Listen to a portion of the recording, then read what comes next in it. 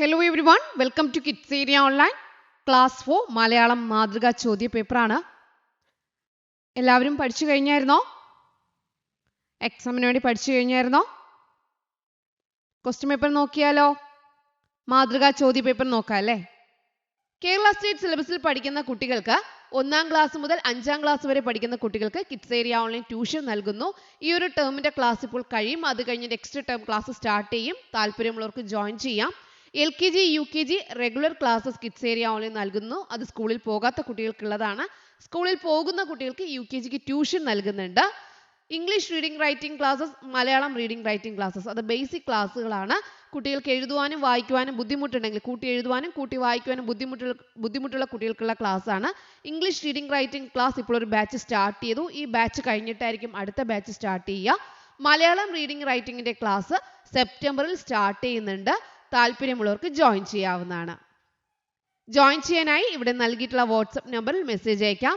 9746487799 ഈ വാട്സ്ആപ്പ് നമ്പറിലേക്ക് മെസ്സേജ് അയക്കാവുന്നതാണ്. ഒന്നാമത്തെ പ്രവർത്തനം വായിക്കാം എഴുതാം എന്നുള്ളതായിരിക്കും. അതായത് ഒരു പാരഗ്രാഫ് നൽകിയിരിക്കും.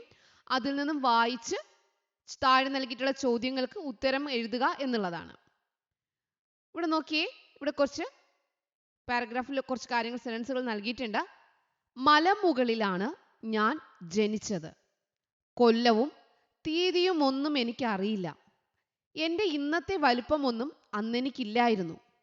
ഒരു ചെറിയ നീർച്ചാല് ഒഴുകുന്തോറും വീതിയും ആഴവും കൂടി. അങ്ങനെ വലുതായി വലുതായി ഇന്നത്തെ രൂപത്തിലെത്തി. വരുന്ന വഴിക്ക് എത്ര ചാട്ടങ്ങൾ! തടസ്സം നിന്ന കല്ലുകൾക്കും പാറകൾക്കും മുകളിലൂടെ ഒഴുകി എൻ്റെ വഴി ഞാൻ തന്നെയാണ് കണ്ടുപിടിച്ചത്. അനേകതരം മത്സ്യങ്ങൾക്ക് ഞാൻ അഭയം നൽകി. കടന്നു പോകുന്ന നാടുകളിലെല്ലാം കുടിക്കാനും കുളിക്കാനും കൃഷി ചെയ്യാനും ഞാൻ സഹായിച്ചു. മഴക്കാലത്ത് ഞാൻ നിറഞ്ഞു കുതിച്ചൊഴുകി. വേനലിൽ ഞാൻ മെലിഞ്ഞു തളർന്നൊഴുകി. എൻ്റെ യാത്ര കടലിലേക്കാണ്. അപ്പോൾ പുഴയെക്കുറിച്ച് പറയുവാണ്. മലമുകളിലാണ് ജനിച്ചത്. എന്നാണ് ജനിച്ചതെന്നൊന്നും അറിയത്തില്ല. എനിക്ക് ഇന്നുള്ള വലിപ്പമൊന്നും ആ സമയത്ത് എനിക്കില്ലായിരുന്നു. ജനിച്ചപ്പോൾ ചെറിയ നീർച്ചാലായിരുന്നു. ഒഴുകുന്തോറും വീതിയും കൂടി ആഴവും കൂടി. അങ്ങനെ ഞാൻ വലുതായി. വരുന്ന വഴിക്ക് കല്ലുകളും പാറകളും തടസ്സങ്ങളും ഉണ്ടായിരുന്നു. അതിന് മുകളിലൂടെ ഞാൻ ഒഴുകി എൻ്റെ വഴി ഞാൻ കണ്ടുപിടിച്ചു. എന്നിൽ അനേകം മത്സ്യങ്ങൾ ഉണ്ടായിരുന്നു. ഞാൻ അഭയം നൽകിയിട്ടുണ്ട്. കടന്നു പോകുന്ന നാടുകളിലെല്ലാം കുടിക്കാനും കുളിക്കാനും കൃഷി ചെയ്യാനും ഞാൻ സഹായിച്ചു. മഴക്കാലത്ത് നിറഞ്ഞു കുതിച്ചൊഴുകും. വേനലിൽ മെലിഞ്ഞ് തളർന്നൊഴുകും. എൻ്റെ യാത്ര അവസാനം എവിടെയാണ് പതിക്കുക? കടലിലാണ് പതിക്കുക. അങ്ങനെ വായിക്കാനായിട്ട് ഒരു ചെറിയൊരു ഭാഗം നൽകിയിട്ടുണ്ട്. എല്ലാവരും വായിച്ചു കഴിഞ്ഞിട്ട് എന്ത് ചെയ്യണം? ഇതുപോലെ താഴെ നൽകിയിരിക്കുന്ന ചോദ്യങ്ങൾക്ക് ഉത്തരം എഴുതണം. ഒന്നാമത്തെ ചോദ്യം, എവിടെയാണ് പുഴ ജനിച്ചത്? പുഴ എവിടെയാണ് ജനിച്ചത്? കടലിൽ, കാട്ടിൽ, മലമുകളിൽ, നാട്ടിൽ. ഏതാണ് ശരി ഉത്തരം? മലമുകളിൽ. എവിടെയാണ് ജനിച്ചത്? മലമുകളിൽ. പുഴ ജനിക്കുന്നത് മലമുകളിലാണ്.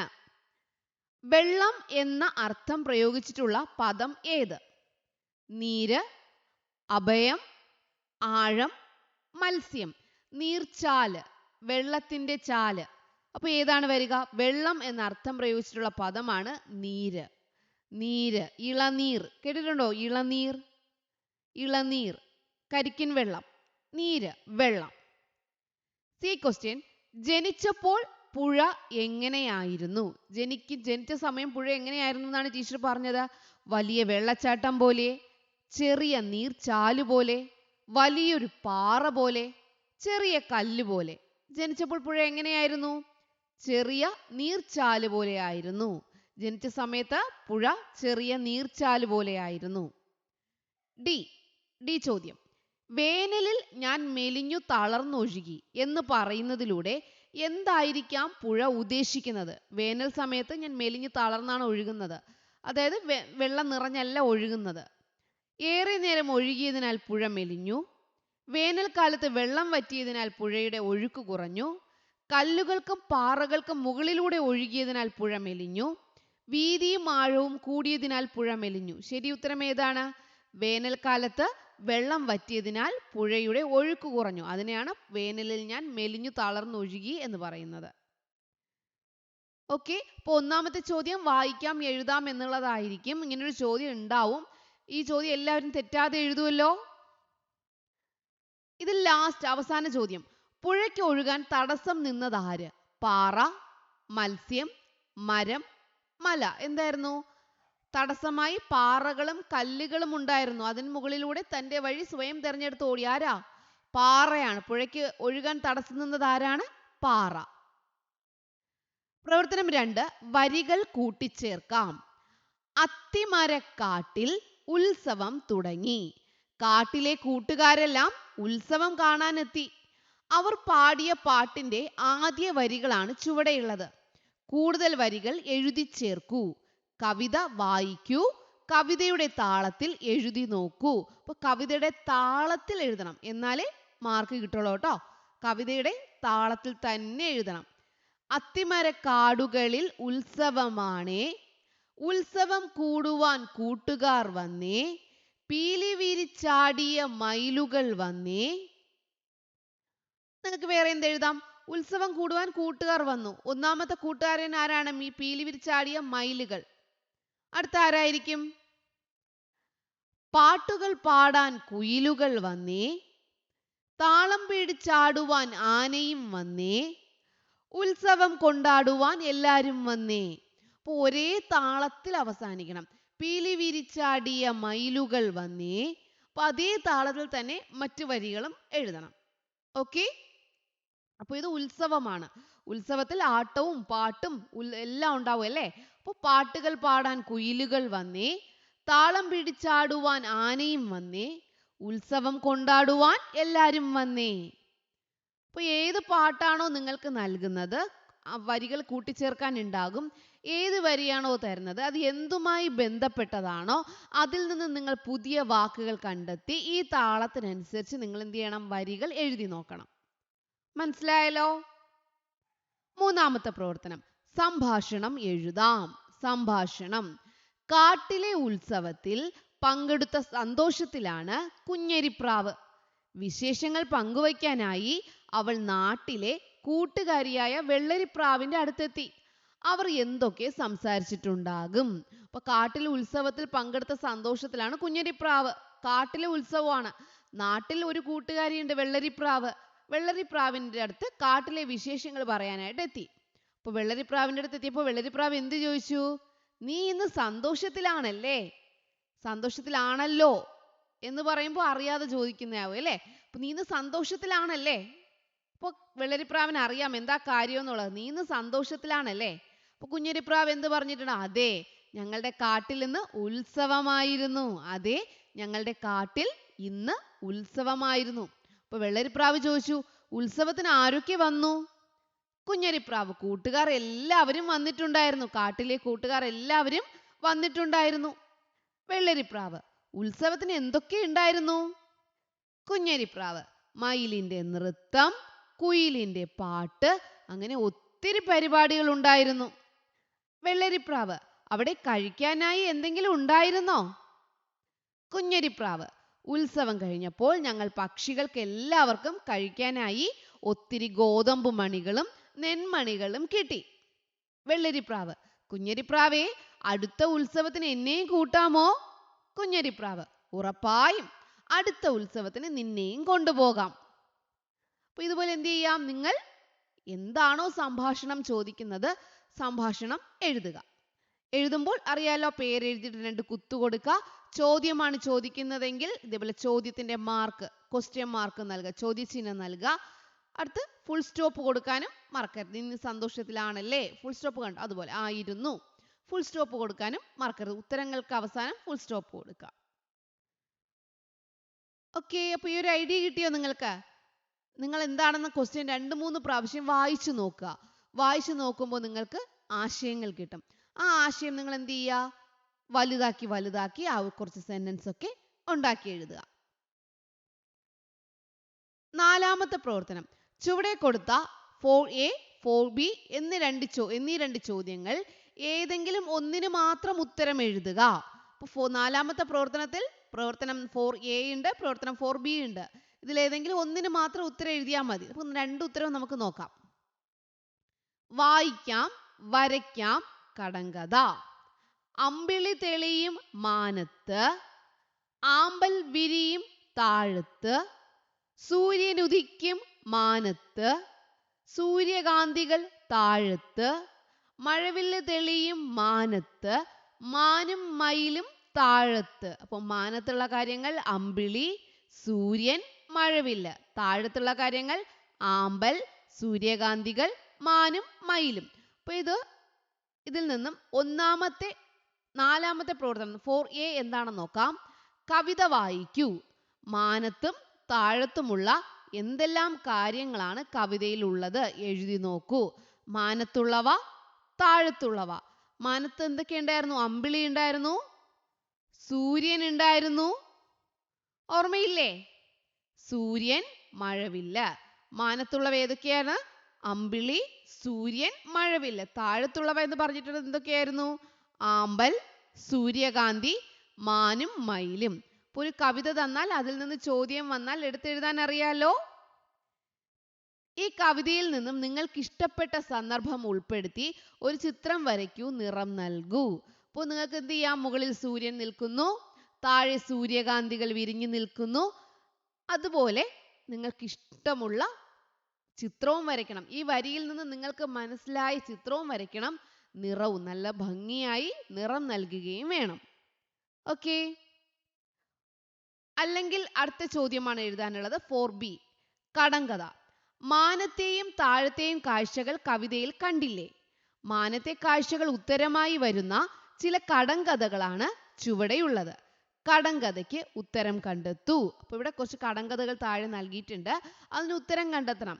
ഒന്നാമത്തെ കടങ്കഥ, കിഴക്കു കാണാം കാലത്ത്, തലയ്ക്ക് മീതെ ഉച്ചയ്ക്ക്, കടലിൽ താഴും വൈകിട്ട്, ശരിക്കു പറയൂ ഞാനാര്? ആരാ? രാവിലെ കിഴക്കുദിക്കും, ഉച്ചയ്ക്ക് തലയുടെ മുകളിൽ വരും, വൈകിട്ട് കടലിൽ താഴും. ആരാണ്? സൂര്യൻ. ഉത്തരം എന്താ? സൂര്യൻ. കരയില്ല കടലിലെ കൊച്ചുതോണി, തുഴയില്ലാതോടുന്ന കൊച്ചുതോണി. ആരാണ്? അമ്പിളി അമ്മാവൻ അല്ലെങ്കിൽ ചന്ദ്രൻ. തോണിയുടെ ഷേപ്പിലല്ലേ? മാനത്തെ മറ്റൊരു കൂട്ടുകാരനായ നക്ഷത്രം ഉത്തരമായി വരുന്ന ഒരു കടങ്കഥ തയ്യാറാക്കൂ. നക്ഷത്രം ഉത്തരമായി വരുന്ന ഒരു കടങ്കഥ തയ്യാറാക്കൂ. നക്ഷത്രം ഉത്തരമായി വരുന്ന കടങ്കഥ ഏതുണ്ട്? ആന കേറാമല, ആടു കേറാമല, ആയിരം കാന്താരി പൂത്തിറങ്ങി. ആന കേറാമല, ആടു കേറാമല, ആയിരം കാന്താരി പൂത്തിറങ്ങി. ഓക്കെ. ഇനി പ്രവർത്തനം 5 അതുപോലെ തന്നെയാണ്. പ്രവർത്തനം 5ലും 2 പ്രവർത്തനമുണ്ട്, 5A 5B. അതിലേതെങ്കിലും ഒന്നിന് മാത്രം ഉത്തരം എഴുതിയാൽ മതിയാകും. 5A എന്ന് പറയുന്നത് അനുഭവ വിവരണമാണ്. ഈ വർഷം സ്കൂളിലേക്കുള്ള കൂട്ടുകാരുടെ വരവ് ഗംഭീരമായിരുന്നില്ലേ? എന്തെല്ലാം പരിപാടികളായിരുന്നു പ്രവേശനോത്സവവുമായി ബന്ധപ്പെട്ട് സ്കൂളിൽ ഒരുക്കിയിരുന്നത്? അവധിക്കു ശേഷം കൂട്ടുകാരെ കണ്ടുമുട്ടിയപ്പോൾ എന്തൊക്കെ വിശേഷങ്ങളാണ് നിങ്ങൾ പങ്കുവച്ചത്? സ്കൂളിൽ കണ്ട ഏറ്റവും ഇഷ്ടപ്പെട്ട അലങ്കാരം, സംഭവം എന്തായിരുന്നു? ആ കാര്യങ്ങൾ കൂടി ഉൾപ്പെടുത്തി ഈ വർഷത്തെ ആദ്യ സ്കൂൾ ദിനാനുഭവം എഴുതൂ. അപ്പോൾ ആദ്യമായിട്ട് ഈ വർഷത്തെ സ്കൂളിൽ ആദ്യം നിങ്ങൾ പോയപ്പോൾ, 4ാം ക്ലാസ്സിൽ ആദ്യം പോയപ്പോൾ നിങ്ങൾക്കുണ്ടായ അനുഭവം, ദിനാനുഭവം എഴുതൂ എന്നതാണ് ചോദ്യം. എങ്ങനെ എഴുതാം? സ്കൂളിൽ പോയപ്പോൾ നിങ്ങളുടെ കാര്യങ്ങൾ എഴുതുക. ടീച്ചറുടെ ഒരു മാതൃക തരുന്നുണ്ട്. നിങ്ങൾ എന്ത് ചെയ്യുക? നിങ്ങളുടെ ആശയത്തിനനുസരിച്ച് എഴുതണം കേട്ടോ. ടീച്ചർ ഇവിടെ നിങ്ങൾക്ക് എങ്ങനെയാണ് എഴുതേണ്ടത് എന്ന് പറഞ്ഞു തരുന്നുണ്ട്. നിങ്ങൾ നിങ്ങളുടെ ആശയത്തിനനുസരിച്ച് ഇതിനെ എഴുതാം. ഓക്കെ. ഞാൻ വെക്കേഷൻ കഴിഞ്ഞു സ്കൂളിലെത്തി. അവിടെ എത്തിയപ്പോൾ സ്കൂൾ അലങ്കരിച്ചിരിക്കുന്നത് കണ്ടു. എൻ്റെ കൂട്ടുകാരെ വീണ്ടും കണ്ടപ്പോൾ എനിക്ക് നല്ല സന്തോഷം തോന്നി. നമ്മളെ 4ാം ക്ലാസ്സിലേക്ക് ടീച്ചർ കൊണ്ടുപോയി. ഇത്രയും മനസ്സിലായോ? ഞാൻ വെക്കേഷൻ കഴിഞ്ഞ് സ്കൂളിലെത്തി. അവിടെ എത്തിയപ്പോൾ സ്കൂൾ അലങ്കരിച്ചിരിക്കുന്നത് കണ്ടു. എൻ്റെ കൂട്ടുകാരെ വീണ്ടും കണ്ടപ്പോൾ എനിക്ക് നല്ല സന്തോഷം തോന്നി. നമ്മളെ 4ാം ക്ലാസ്സിലേക്ക് ടീച്ചർ കൊണ്ടുപോയപ്പോൾ അതൊരു പുതിയ ക്ലാസ് മുറിയായിരുന്നു. പഴയ ക്ലാസ് പോലെയല്ല 4ാം ക്ലാസ്, വലിയ ക്ലാസ് മുറിയാണ്. നമ്മുടെ പുതിയ ക്ലാസ്സിലേക്ക് എത്തിയപ്പോൾ അവിടുത്തെ ടീച്ചർ മിഠായികൾ തന്ന് ഞങ്ങളെ സ്വീകരിച്ചു. ടീച്ചർ എല്ലാ കുട്ടികളോടും അവരവരെ പരിചയപ്പെടുത്താൻ പറഞ്ഞു. നമ്മുടെ ക്ലാസ്സിൽ പുതിയ കുട്ടികളും വന്നിട്ടുണ്ടായിരുന്നു. കൂട്ടുകാരുമായി അവധിക്കാല വിശേഷങ്ങൾ പങ്കുവച്ചു. തോട്ടിൽ മീൻ പിടിക്കാൻ പോയതും ചെടികൾ നട്ടതും അച്ഛനോടും അമ്മയോടും കൂടെ സ്ഥലങ്ങൾ കാണാൻ പോയതും പുതിയ കളിപ്പാട്ടങ്ങൾ വാങ്ങിയതും അവധിക്കാലത്ത് ഞങ്ങൾ കൂട്ടുകാരുമൊത്ത് കളിച്ച കളികളും എല്ലാം ഞങ്ങൾ പരസ്പരം പറഞ്ഞു. എനിക്ക് ഏറ്റവും ഇഷ്ടപ്പെട്ട പായസമായിരുന്നു സ്കൂളിൽ നിന്നും എനിക്ക് കിട്ടിയത്. അത് വളരെയധികം എനിക്ക് ഇഷ്ടപ്പെട്ടു. ആദ്യത്തെ ദിവസമായതിനാൽ ഉച്ചവരെ ക്ലാസ് ഉണ്ടായിരുന്നുള്ളൂ. ഞങ്ങൾ ഉച്ചയ്ക്ക് തിരികെ വീട്ടിലെത്തി. അപ്പോൾ ആദ്യത്തെ ദിവസം സ്കൂളിൽ പോയ അനുഭവമാണ്. അപ്പോൾ എന്നിങ്ങനെ എഴുതാം, ഞാൻ വെക്കേഷൻ കഴിഞ്ഞ് സ്കൂളിലെത്തി. അവിടെ എത്തിയപ്പോൾ സ്കൂൾ അലങ്കരിച്ചിരിക്കുന്നത് കണ്ടു. എൻ്റെ കൂട്ടുകാരെ വീണ്ടും കണ്ടപ്പോൾ എനിക്ക് നല്ല സന്തോഷം തോന്നി. നമ്മളെ 4ാം ക്ലാസ്സിലേക്ക് ടീച്ചർ കൊണ്ടുപോയപ്പോൾ അതൊരു പുതിയ ക്ലാസ് മുറിയായിരുന്നു. പഴയ ക്ലാസ് പോലെ അല്ല. 4ാം ക്ലാസ് വലിയ ക്ലാസ് മുറിയാണ്. നമ്മുടെ പുതിയ ക്ലാസ്സിലേക്ക് എത്തിയപ്പോൾ അവിടുത്തെ ടീച്ചർ മിഠായികൾ തന്ന് ഞങ്ങളെ സ്വീകരിച്ചു. ടീച്ചർ എല്ലാ കുട്ടികളോടും അവരവരെ പരിചയപ്പെടുത്താൻ പറഞ്ഞു. നമ്മുടെ ക്ലാസ്സിൽ പുതിയ കുട്ടികളും വന്നിട്ടുണ്ടായിരുന്നു. കൂട്ടുകാരുമായി അവധിക്കാല വിശേഷങ്ങൾ പങ്കുവച്ചു.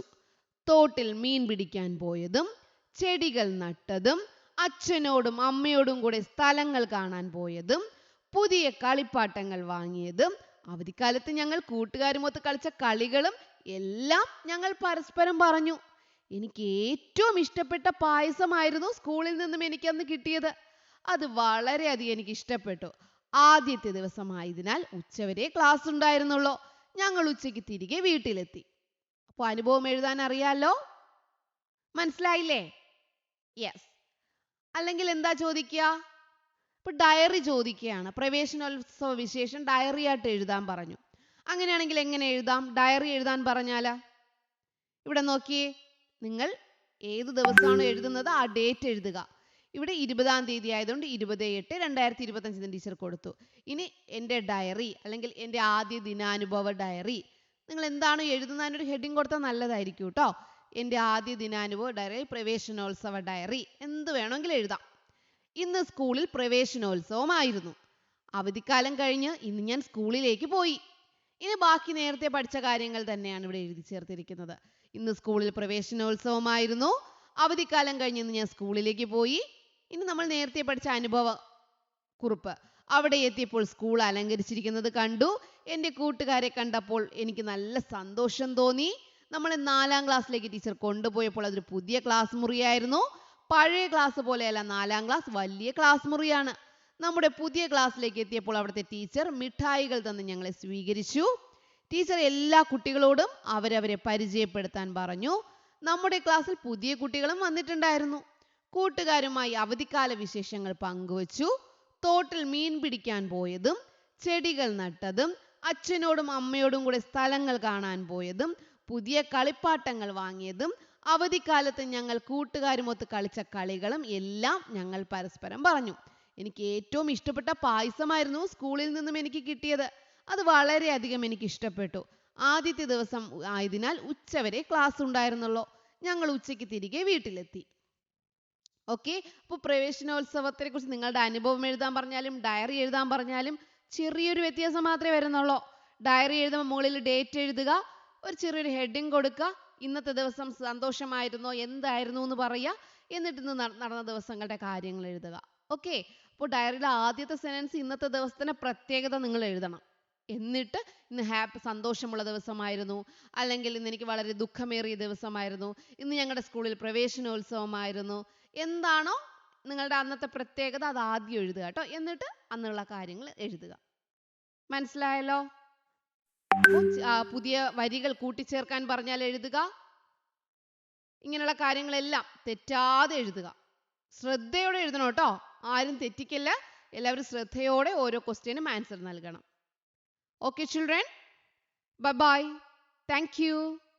കേരള സ്റ്റേറ്റ് സിലബസിൽ പഠിക്കുന്ന കുട്ടികൾക്ക് 1-ാം ക്ലാസ് മുതൽ 5-ാം ക്ലാസ് വരെ പഠിക്കുന്ന കുട്ടികൾക്ക് കിഡ്സ് ഏരിയ ഓൺലൈൻ ട്യൂഷൻ നൽകുന്നു. ഈ ഒരു ടേമിന്റെ ക്ലാസ് ഇപ്പോൾ കഴിയും. അത് കഴിഞ്ഞ് നെക്സ്റ്റ് ടേം ക്ലാസ് സ്റ്റാർട്ട് ചെയ്യും. താല്പര്യമുള്ളവർക്ക് ജോയിൻ ചെയ്യാം. LKG UKG regular classes kids area online നൽകുന്നു. അത് സ്കൂളിൽ പോകാത്ത കുട്ടികൾക്കുള്ളതാണ്. സ്കൂളിൽ പോകുന്ന കുട്ടികൾക്ക് UKGക്ക് ട്യൂഷൻ നൽകുന്നുണ്ട്. English reading writing classes, Malayalam reading writing classes, അത് ബേസിക് ക്ലാസ്സുകളാണ്.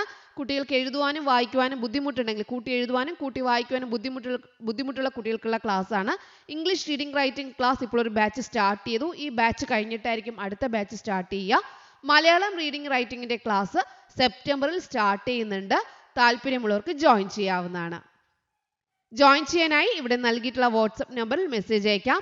9746487799 ഈ വാട്സ്ആപ്പ് നമ്പറിലേക്ക് മെസ്സേജ് അയക്കാവുന്നതാണ്.